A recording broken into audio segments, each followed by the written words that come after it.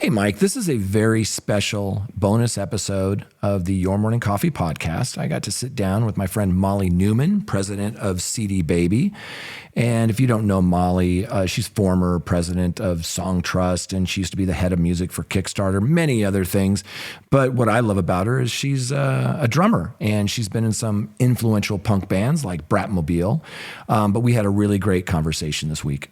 Well, you guys certainly did. And you covered a lot of really interesting topics, talking about vision and strategy and what's going to go on over there at CD Baby, why women CEOs are still so underrepresented in music's top roles, and talked about artist relationships and the easy for me to say, the technological impact and how that's influenced stuff over at happening at Downtown Music.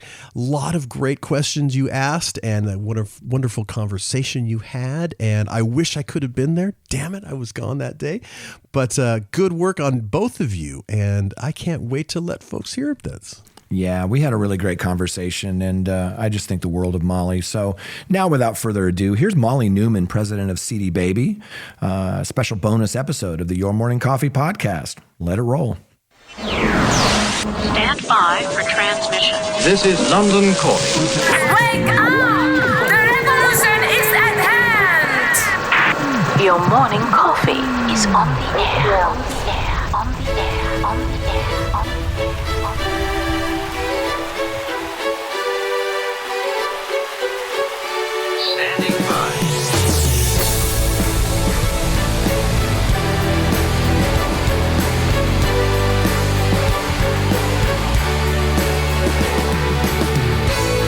Your morning coffee, the weekly music news for the new music business. It's the highly curated, agitated, advocated, moderated, and liberated digital music information that you need to know. We are your digital music authority. And now from our studios in Hollywood, California, here's your hosts, Jay Gilbert and Mike Etchart.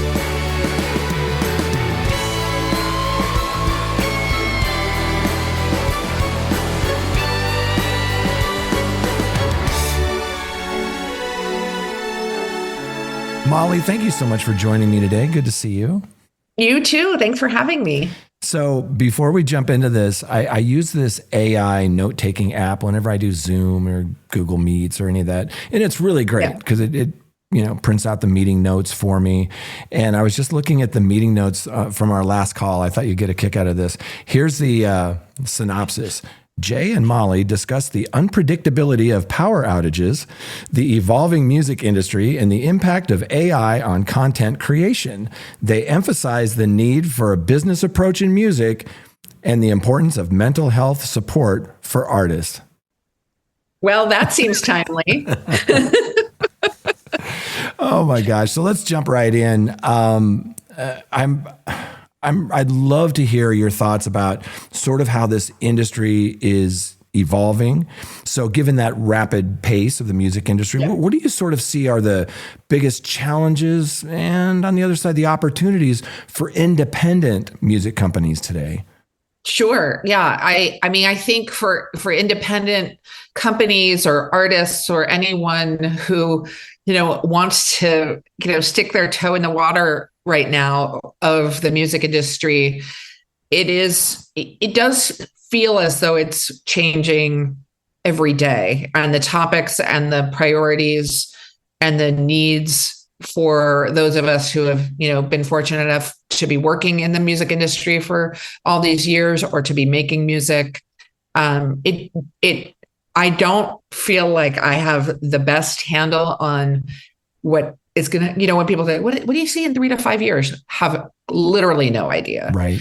But I think if we are just taking stock in what's happened in the last year, certainly for me personally, I changed my role. I moved away from being, CMO of Downtown Music, which was a very broad sort of responsibility across, brands specifically, not individuals, not actually artists, and then becoming president of CD Baby And now really having to think much more specifically about individual artists and how they're, trying to operate in the music industry, when by and large, a lot of them, that's not their main goal. Like they might think, oh, there's an industry around music, but I really just want to write a song, release it, perform it, hopefully have people listen to it, and continue on and on and on. And so, that's been a big mindset shift for me personally, to try to kind of think, oh, I was trying to grow awareness and understanding of downtown as a group. And then now I'm, have a large team to manage and a large operation and infrastructure, and certainly also 27 years now of business.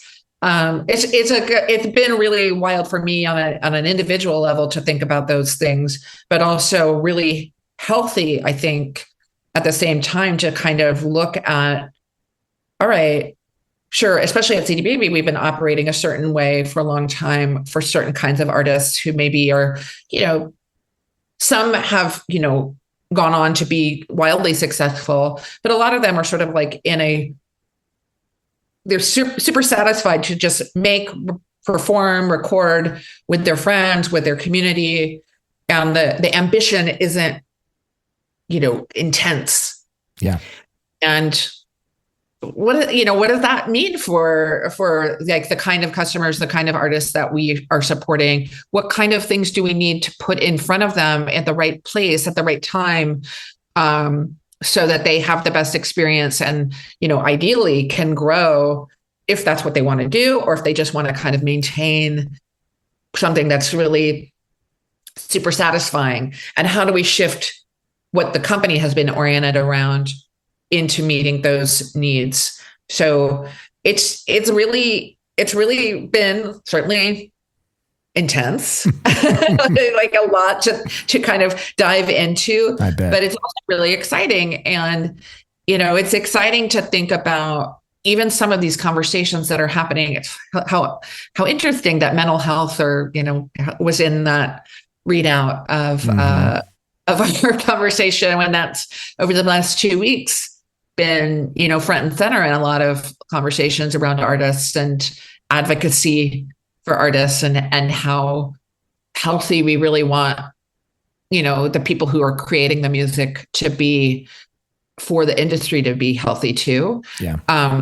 So yeah, it's really, really a dynamic, moment, I think, for all of us. Yeah. I was really happy to hear when you were transitioning into this new role.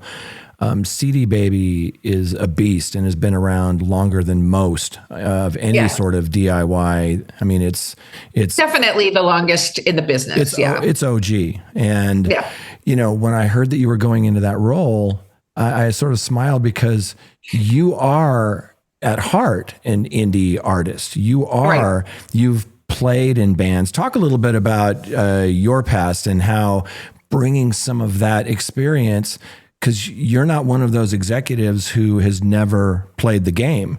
You're one that you understand. I would argue that there are few who have slept in squats in Italy and on the floor of the band apartment above the venue in Germany. And there are not that many of my executive peers who have had that glory. No.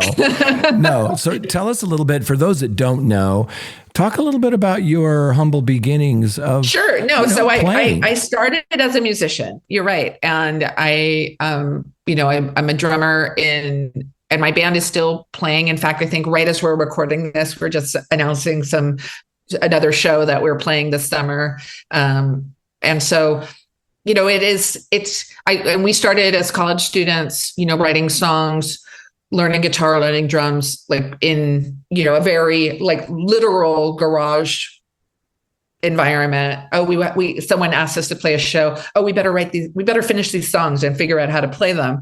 It was not about a recording career. It was not about a sort of any real ambition. It was really about what we wanted to say, which at the time, in the early 90s, there was a lot of political volatility. And so that was part of our inspiration. We also were women and wanted to see more women be, in the record bins that we were, sifting through and in the magazines that we were buying. And I think the most simple sort of decision was, well, if we want to see more, we should just do it. And, hopefully from there will be others that will, join on. It wasn't really the directive of there have to be more women or that there were too many men. It was just that there weren't enough of us who were not, that was just too homogenous of a situation. Yeah. The shows that we went to, the stores that we went to, the magazines that we were buying, the radio stations, all the things. So that was our inspiration for starting Bratmobile. And it was, in, I think, 91. So 34 years ago that we played. Actually, our first show was Valentine's Day, 1991. Wow. And it was just, we were a duo. So today is our anniversary. Congratulations. Thank you. And then through that, being part of a music community. So we sort of got our start in a blend of, we were students at the University of Oregon in Eugene. Allison, our singer, is from Olympia, Washington, which has a very strong music community. And I was from DC, which also has a very strong music community, but not music cities explicitly, for sure. Yeah. These are not like industry cities. So that, I think, when I reflect back on, where I am now and, in Los Angeles and having lived in New York for so long and being part of the music industry in such a extreme way, that wasn't part of what was guiding us in those days. And the ways that you would, when we did eventually, get asked to make a record, or when we got a chance to want to make an album, and record and sort of document what we were doing, it was still in that framing. It was like documentation and sharing, and not really about being on, the biggest stage or writing something that was going to be on the radio. Certainly every song has the F word in it. So that was preventative. Start singer writing this lyric.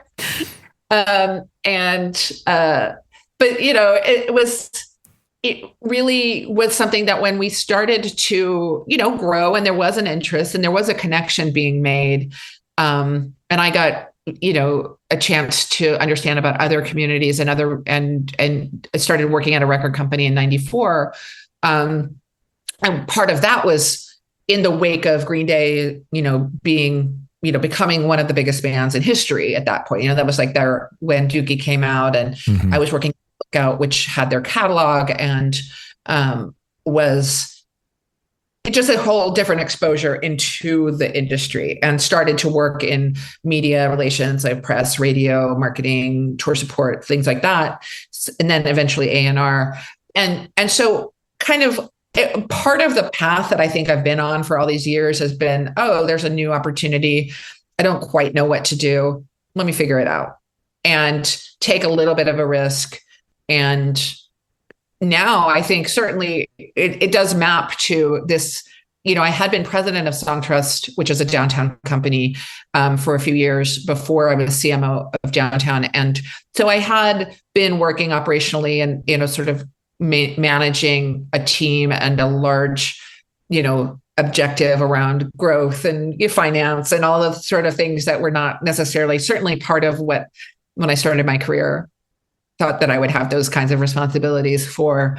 But it's been great in a way to get back into that and looking at the challenges for the company, which is in a pretty competitive space now. So even though we started first, there are others that are, very, very large, very successful, and others that are coming up that are, much more nimble.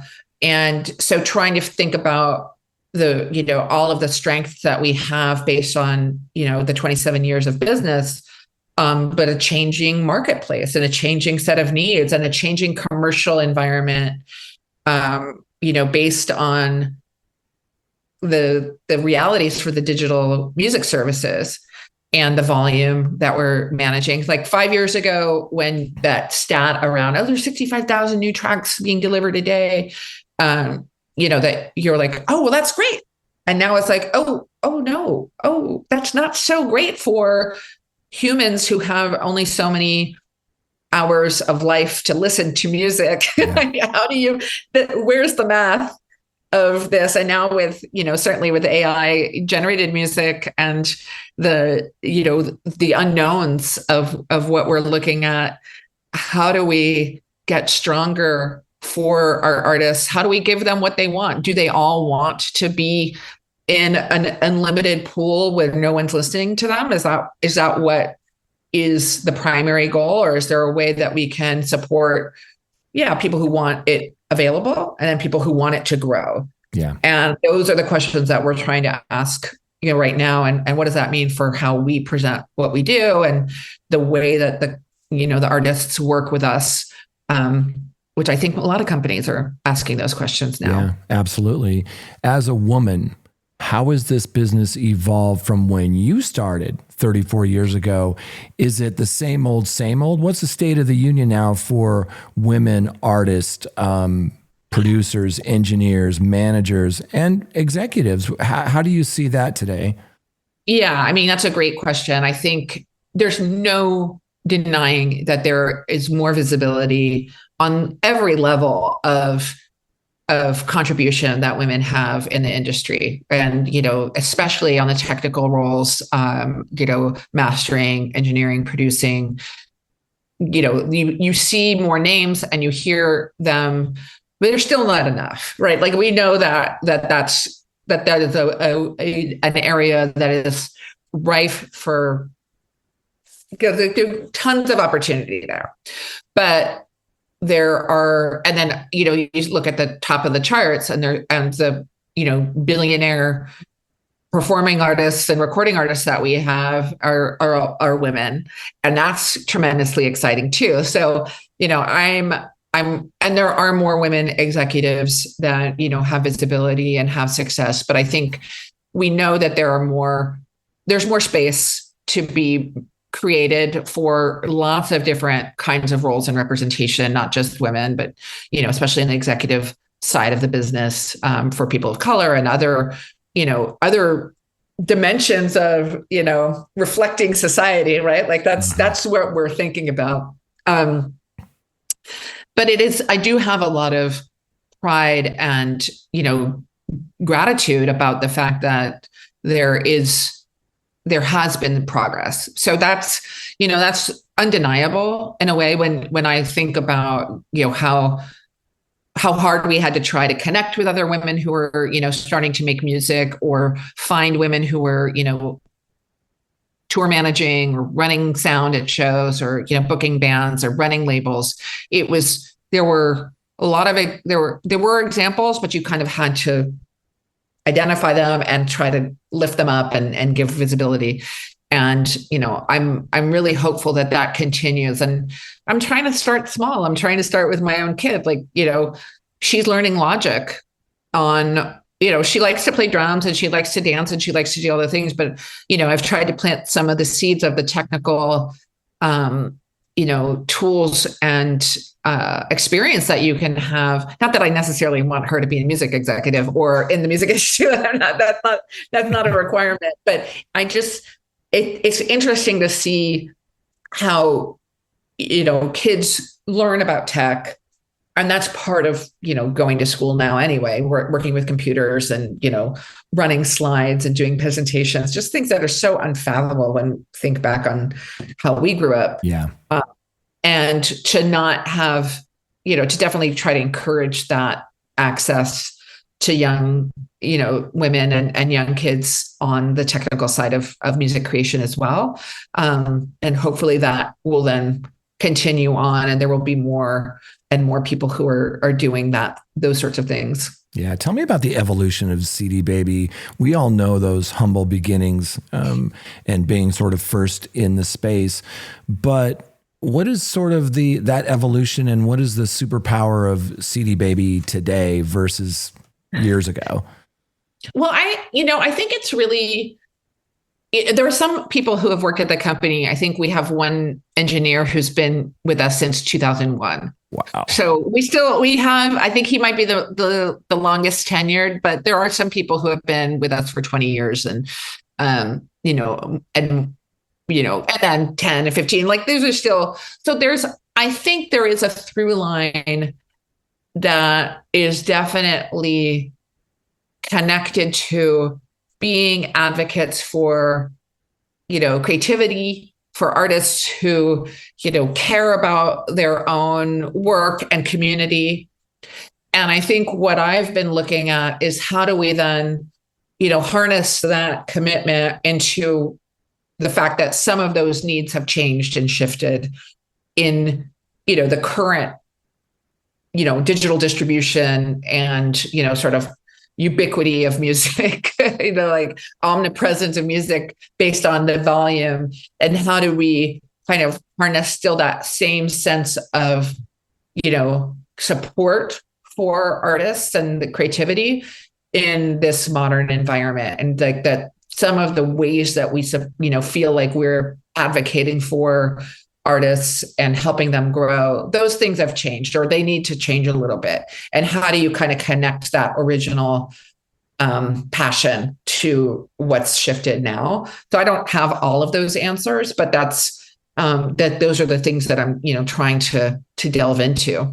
Yeah, it's a lot. Talk a little bit about artist relationships, because as your role sort of changed and you move into this role, now you're dealing with a lot more personalities, and you're also dealing with artists, managers, from time to time. Talk about your approach because of your experience to, what are those rewarding aspects of working with artists and managers? Yeah. And I did do artist management for a few years. My main, most well-known client was the Donnas, who were, an all-women rock band, who made, 3 albums with Lookout and then 2 albums for Atlantic, and then released their own album on their own label that they started and distributed through Red Eye. And so I always think about that time of my own career as a manager of like how intense and how rewarding it was, especially because we did have a taste of, things that were so wild, like going to big awards shows and, flying, having to play 2 shows in one day for radio stations and flying around the world and doing all these kind of semi-glamorous, like there's certainly a tinge of glamour, but it's also a lot, especially when you're, they were in their early 20s and,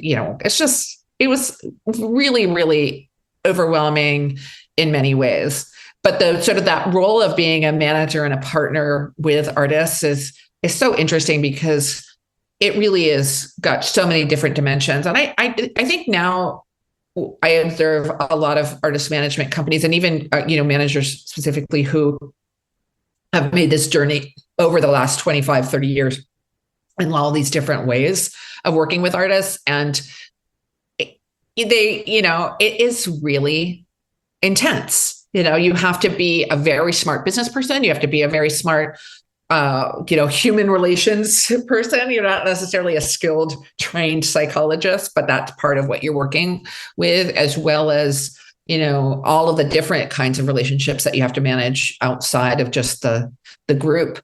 And so now it's interesting too, because I think artist managers and artists themselves are so much more sophisticated, especially when they're serious. Like, it's, you think about sort of the various phases, like, okay, some of them are just really casual and and then some of them really start to aspire to more. And then some of the like, we want to be professional.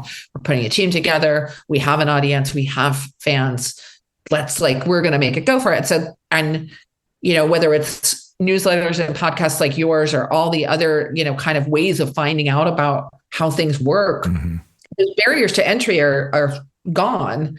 And, so I'm seeing now what's really great, especially within the downtown environment, because we have, our company and we have ones that are also, higher touch and, more services.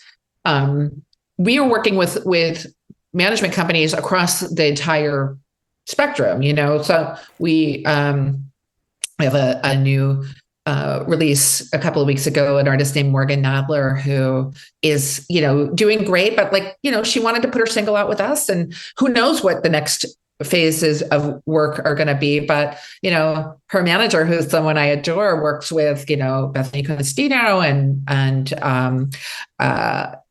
all sorts of different Devendra, just all sorts of different kinds of artists. And so it's great to know that they have those options too, that they're kind of putting a business plan together for their clients, and they know how to manage these options, and for us to work with them in these different levels it's really great. Yeah, it's such a different game now. Think about 1991, a manager, they dealt with a label, and their main concern was just, touring, merch, and let the label sort of handle what they do.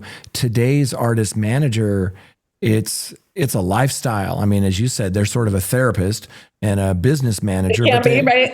Oh my gosh, they have to manage, social media and short form video and all of the different things. It's sort of a different role today. It is. And I don't think, I think a lot about the value of that work. And I think it's very valuable. It's also, when I think in that era, and there certainly are still, sort of playbooks like this, but it was, sign a deal with an advance, sign a publishing deal with an advance, have your sort of, your pool your cash pool to draw from, start to generate royalties and income, and, all of the other ways that you're going to put the plan together.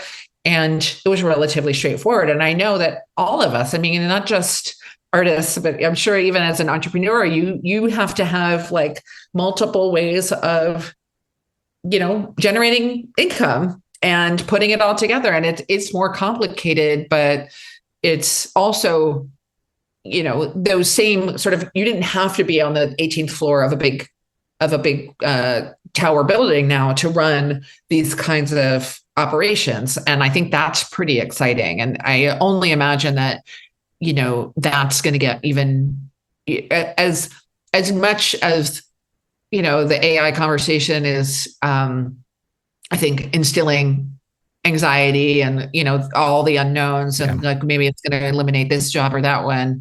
I think there are probably so many new things to do once we get over this, basically industrial revolution style event that we're, living through.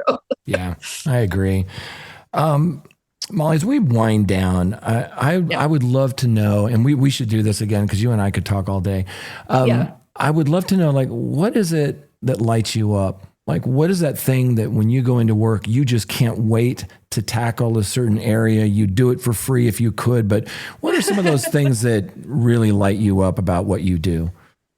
Yeah, there's a couple I could think of. One is, the team that I'm fortunate enough to be a part of, and that is in, multiple directions. So whether, the person who first called me about coming to downtown, Justin Clifowitz, who, is now our executive chairman, is, he's been a true delight for me to work with, learn from, and build with, so that, and Andrew Bergman, our CEO, and now Peter Van Ryn, the CEO of Downtown Music. It is tremendous to have the chance to collaborate with people who have had so many different kinds of experiences, and then be a part of that team. And that goes for, my leadership team at CD Baby, who I'm working with on the sort of okay, this is a new challenge. How are we going to solve it? How are we going to, navigate the ways that we have been doing things that have been successful, and the ways that we want to do things in a new way that we think will be, successful in the future as well. And so that, collaborating, I guess, is the thing that I love. And I'm fortunate that, we're doing some hard things. So some days, certainly it's, I could equally say that those are the things that do not motivating. Like, oh my God, what's this hard problem we're trying to solve? How are we going to get there? But I think, it's been about 8 months now in this role, and we're starting to feel that momentum around like turning a corner on some of the things that we were making decisions around, and starting to share some of those ideas with the broader group. And that's exciting. That feels like progress. So it's awesome. Keep up the great work, Molly. Let's do this again. It's always a pleasure talking to with you. Jay. Thank you for having me, and thank you for keeping up the good work. I always look forward to my email on Friday morning. Thank you.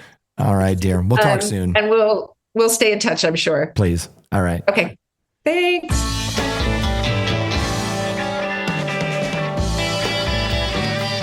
You've been listening to Your Morning Coffee, the weekly music news program for the new music business.